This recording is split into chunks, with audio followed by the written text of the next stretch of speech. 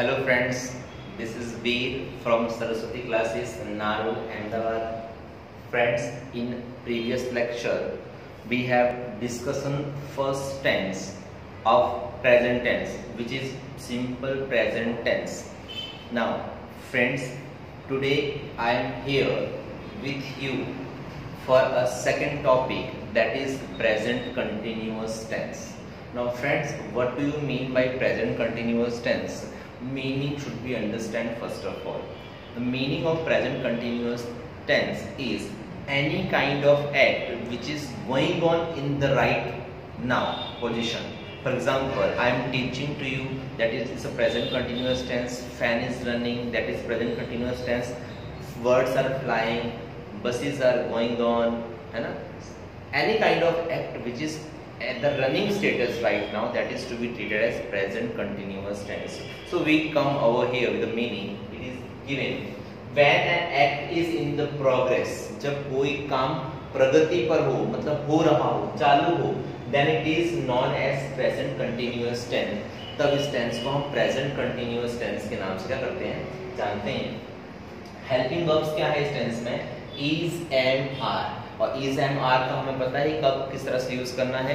अगर सिंगुलर है, सिंगुलर कौन कौन से होते हैं, तो ही, she and it. Any person's name, simple singular person name, they are treated as singular persons.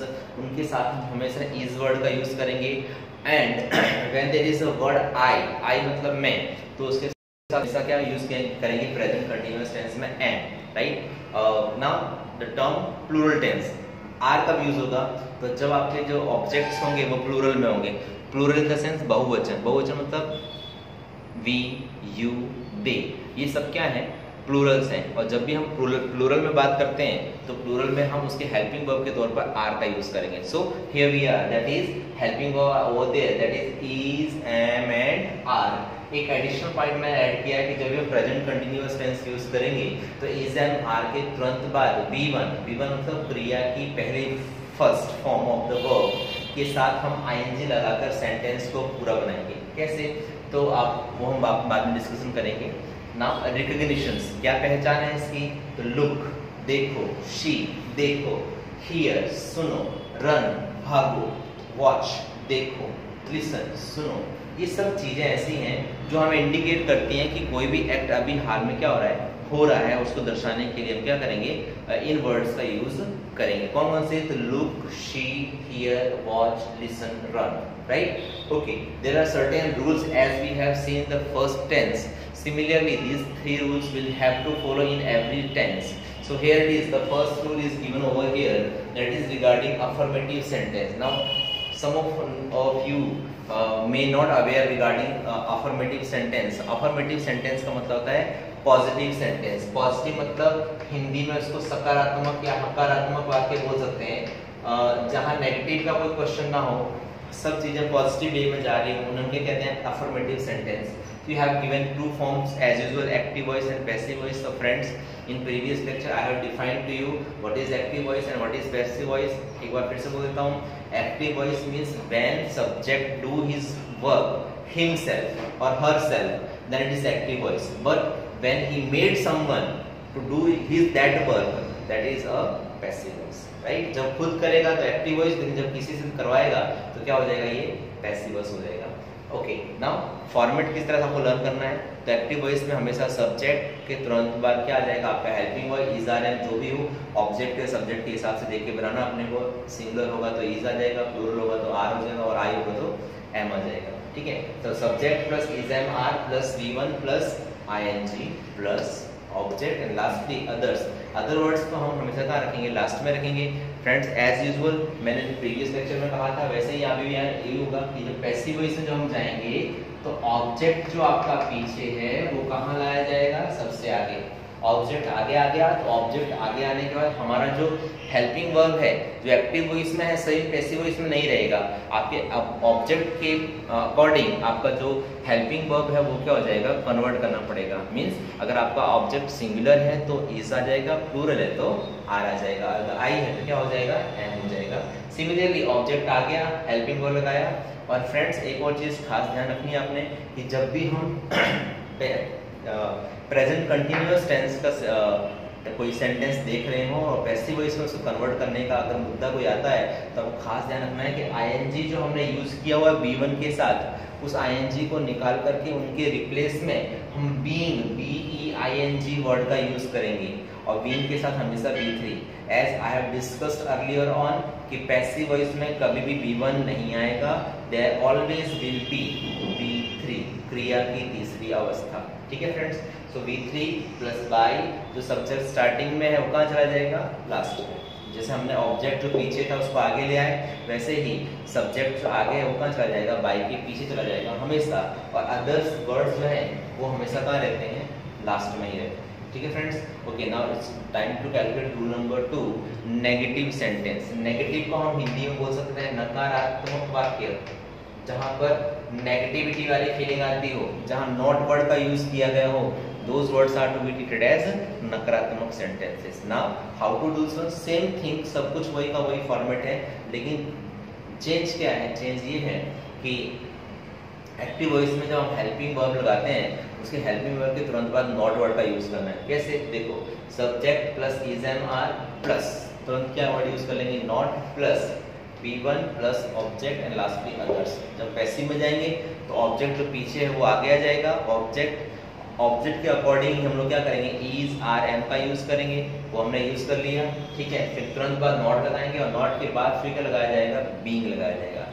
ठीक है, बीइंग, अब आईएनजी निकाल दिया, उसके रिप्लेस हमने क्या लगा दिया, बीइंग लगा दिया, प्लस B3 मतलब क्रिया की तीसरी अवस्था, और after then by, then subject and lastly others. ठीक है friends, similarly your rule number 3 regarding interrogative sentence. Interrogative sentence में जो हेल्पिंग वर्ब्स हैं आपके, उन्हीं से आपके क्वेश्चन की क्या हो जाएगी, स्टार्टिंग की जाएगी। Is are am plus subject plus B1 plus ING plus object and others. ठीक है, तो पैसिव वॉइस में जब हम जाएंगे तो स्टार्टिंग हमारी इज आर एम से ही होगी।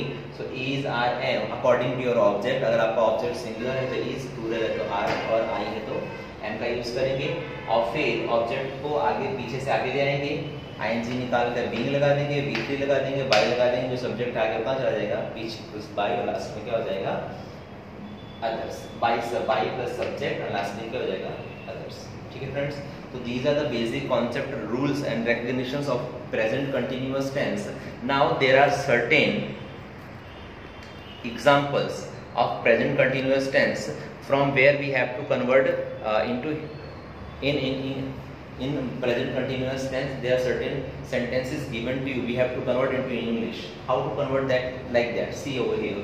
The first question that you have given, Ramesh बाजार जा रहा है। देखो हमें ये पहचानना कैसे है कि टेंस कौन सा वाला है, रहा है। ठीक है, रही है, देन अगेन रहा है, रहे हैं, रही है। ठीक है, सो हम सिंपली अगर हिंदी में कोई स्टेटमेंट आता है तो हम ये पहचान सकते हैं कि it is a present continuous tense by these words और by these sentences. So Ramesh बाजार जा रहा है, who is going to market, Ramesh. Ramesh singular है, प्लूरल है, सिंगुलर है, तो रमेश के साथ हेल्पिंग वर्ब क्या आ गया, इज। रमेश इज, अब जाना मतलब गो, तो साथ में क्या लगा देंगे, ING।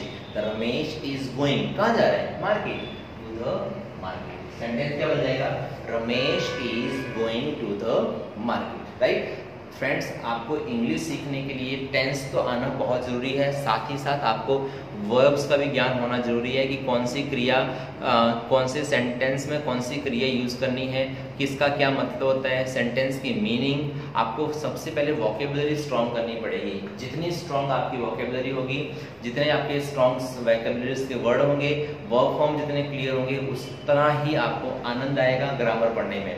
लेकिन अगर आपकी वोकेबलरी क्लियर नहीं है, आपको पढ़ने में प्रॉब्लम है, then these tenses may not be helpful for you.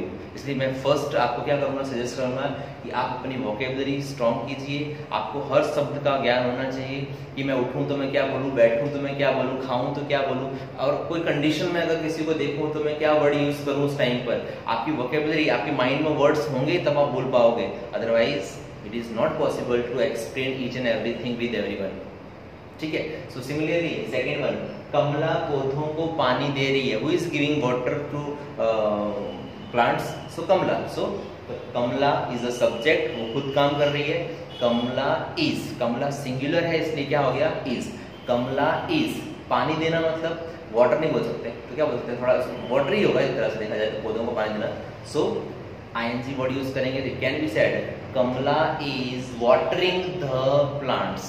क्या कर रही है, कमला पौधों को पानी दे रही है, तो Kamala is watering the plants. Next one, Madan अपना घर काम नहीं कर रहा है। तो first two sentence they are related with your affirmative sentence, third one that is related with negative. नहीं कर रहा है मतलब not, so Madan is not, singular है इसलिए इज आ जाएगा, Madan is not doing his homework. So simple kind of statement is, वे लोग दौड़ रहे हैं, वे लोग मतलब वे मतलब दे, तो दे मतलब बहुवचन आ गया, प्लूरल मतलब क्या आ जाएगा, आर, तो दे आर, दौड़ना मतलब रन, तो रहे हैं मतलब कंटिन्यूअस, तो they are running. Last one, क्या कविता खाना बना रही है। Now this is completely interrogative sentence. क्या कविता खाना बना रही है मतलब, कविता खाना बनाएगी मतलब क्या हो जाएगा, कुकिंग हो जाएगा। अब कविता सिंगुलर है कि प्लूरल आप डिसाइड करिए, तो कविता इज सिंगुलर, तो is Kavita cooking the food, क्या कविता खाना बना रही है। ठीक है friends, this is all about regarding present continuous tense. I hope आप लोगों को ये वीडियो पसंद आया होगा, आपको समझ में आया होगा। वीडियो पसंद आया है तो लाइक कीजिए, शेयर कीजिए, सब्सक्राइब कीजिए, और हाँ साथ ही साथ जो भी बेल आइकॉन बटन है उसे दबाना मत भूलिए, सो दैट जैसे मैं नेक्स्ट वीडियो अपलोड करूँ आपको उसका नोटिफिकेशन तुरंत मिल जाए, और it may be quite helpful for you. अगर फ्रेंड्स कोई भी इंफॉर्मेशन चाहिए हो या फिर कोई भी कोर्स में ज्वाइन होना है तो ये मेरे नंबर्स ऊपर दिए हुए हैं, नंबर पर आप कांटेक्ट कर सकते हैं, अथवा मेरे जो टेक्स्ट मैसेज कर सकते हैं आप। ठीक है, कोई एडिशनल कोई इंक्वायरी हो या फिर कोई क्वेरी हो related with this tense, present continuous tense, so you can ask me over there. ठीक है फ्रेंड्स, नेक्स्ट वीडियो लेकर आऊँ, तब तक आप इस वीडियो को तैयार कीजिए, इस टेंस को तैयार कीजिए और अच्छी तरह से प्रेपरेशन कीजिए। ठीक है, और जो भी हो उसके कमेंट बॉक्स में मुझे लिखी भेजिए। ठीक है फ्रेंड्स, थैंक यू, बाय।